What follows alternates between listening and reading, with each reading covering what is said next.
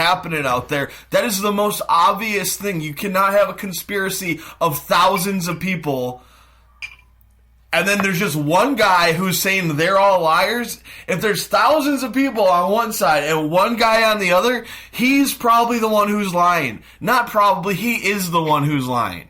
Oh, absolutely. And all these, like, I hate talking shit about like conspiracy theorists, but I have to now because I won't go into it, but I've mentioned before how much I used to love conspiracy theory. I used to think it was like an interesting but I can't. I can't do it anymore. Like it's been just overrun with all this QAnon bullshit, and like basically these people like their evidence for trying to catch all this like government conspiracy is just a shitty butterfly net with a giant hole in it, and they're just swinging it around, and everyone will listen, but.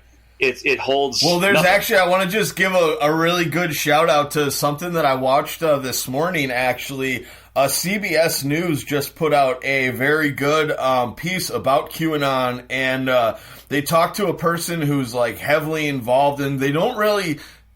I mean, they say clearly that these are conspiracy theories and they're fake, but they do a really good job of just presenting the information. This is what they believe. This is how it started. And they talk about how conspiracies kind of get wrapped up. It's like a 30-minute little special they put out, like you can find online if you just search like CBS News QAnon piece or special or something like that. Mm-hmm. And very informative, very good. So just because we're talking about that now, and I'd heard it this morning, I had to give a little shout out there because I think it'd serve almost everyone well to watch it with how fucking crazy things are getting right now. Right on. Well, now that we've covered the tabloids, you want to get into some real news? Like what's that? I mean, this already happened back like September, October, but do you see that there was news? Yeah. There was some Mothman sightings near O'Hare Airport. What? Yeah. Is it like the jetpack guy that's like out in California or something? Well, I mean, kinda in a way, but not like. You ever heard of Mothman? I have, but I'm not going to say I'm like particularly familiar. But I've definitely heard of Mothman. Yeah. It's a legendary cryptid. There's been sightings dating back to the. Don't fact check me on this, or if you can, you want to, but just know that I'm not going to be totally accurate here. But I want to say it's the 50s, could be the 60s or 70s when they started. But I think it started happening where people would see them around. It's like a stretch between St. Louis and Chicago, basically. It kind of is where Mothman lives. But okay. Usually when there's a bunch of Mothman sightings, something bad tends to happen shortly after. Like back in the 70s, I think, there was a bunch of Mothman sightings near St. Louis, and then this like major bridge collapsed with a bunch of cars on it. But back in... either late September, early October, there was this U.S. Postal Service worker who saw Mothman floating above O'Hare Airport, like a big, like a man, obviously, like a human man with giant wings and glowing red eyes in like the middle of the day, and just saw him like hovering over the airport. And then like a day or two later, there was I believe a Hispanic like mother and her daughter, like adult daughter, saw him in their backyard, and it's just weirdly coincidental because like the other story didn't even come out to the press yet. Oh, okay. So I guess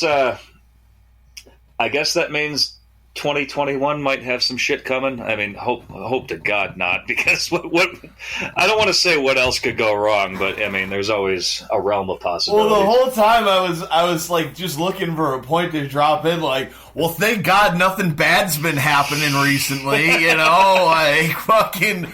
Oh my gosh, I'm really scared that somebody might have seen the Mothman because like shit's happening pretty bad already. So maybe this Mothman's actually a little late to the party. He should have showed up like last fucking September. Or something, I think he forgot to check his watch. He slept in. Yeah. Because he probably does sleep years at a time. I'd have to imagine that's how like something like that works. He just wakes up for certain catastrophic events to watch, and then he goes into hibernation. Maybe it's Jeepers Creepers rules, where he comes back every like 27 years or something like that. Yeah, exactly, something like that. Yeah. Do you think another serious topic? Do you think Mike Tyson could beat Bigfoot in a fight? I think there'd be a pretty good. Not anymore, but we're talking like prime Mike Tyson. No, I mean right now. No, not right now. You don't? He just did that fight. He just fought somebody, and like there was, I think it was like Snoop Dogg joking how it looked like his two uncles fighting at a fucking barbecue or something. Just like, I mean, he can still punch, and I think his hands are fast. I didn't watch the fight myself, but I mean, he's slow now, man. He's not athletic. He's had his head beat in. I think Bigfoot. He's slow. He's not ancient. He's in his 50s, I think. But I mean, I know he could. Not to compare myself to Bigfoot, but I know he could kick my damn ass. So I don't know. I think. You think Mike Tyson could kick your ass? Do you? Yeah. Shit. That was never on the table for debate. No, but I think. Why did that even? Dude, Mike Tyson could definitely kick my. No shit. Yeah. Yes, he could. It's a good thing you brought that up. That was. In case you didn't know. Speaking of all these fights, like, I feel like I just slept for a month and missed, like, when did the Paul brothers, whom apparently used to be Disney stars, I didn't even know that, I just thought they were shithead YouTubers, but when did all of a sudden they become, like, prize fighters? Oh, is that the dude who fought Nate Robinson? Mm-hmm. The basketball player, and like kicked the shit out of him? Yeah, okay. I didn't know there was actually two of them. I just kept was it Jake Paul or some shit? I didn't really. There's Jake and Logan. Now, like, so Jake Paul was the one who fought the basketball player, I believe. And Nate Robinson, yeah. And then now his brother Logan Paul is calling out Floyd Mayweather to try to fight him. Oh, God. And he's going to die. I don't care if he's old. He's going to get murdered. Mayweather's more about defense than anything, but holy shit, I guess that'd be interesting. I think, I'd still take him out. But from what I understand, I don't understand a lot about boxing. I just know what I've heard people say, and I always hear that, like, they say how technical Floyd Mayweather was, and that was always the big deal between him and Pacquiao, because Pacquiao had, like, a hell of a punch. I shouldn't even talk about this that much because I really don't know shit. I'm just like regurgitating shit I think other people have said, but that's what I understand. Maybe that's why he thinks he has a chance against Floyd, though, because I don't think Floyd actually packs that much of a punch. I mean, I don't know. Like, I don't want to speak out of turn either because, like, as much as I do enjoy watching boxing, I am anything but an expert. Like, I just like watching fights. I don't know stats or like what makes a good boxer other than just what I see. But yeah, like you see a guy get knocked out, you're like, oh, the other guy was good. That's how I'm about with it. I mean, I love watching old Pacquiao fights and stuff, but I don't know. Mm-hmm. I just think these punks. I don't want to call them young punks because I don't know how old they are. They might be my age. These punks, these damn punks. These whippersnappers might... You've never sounded like an older man than right there. These punks. I mean, you had the tone and everything of just like a 78-year-old man on his fucking lawn just mad at some kids running down the street. Hey, punks!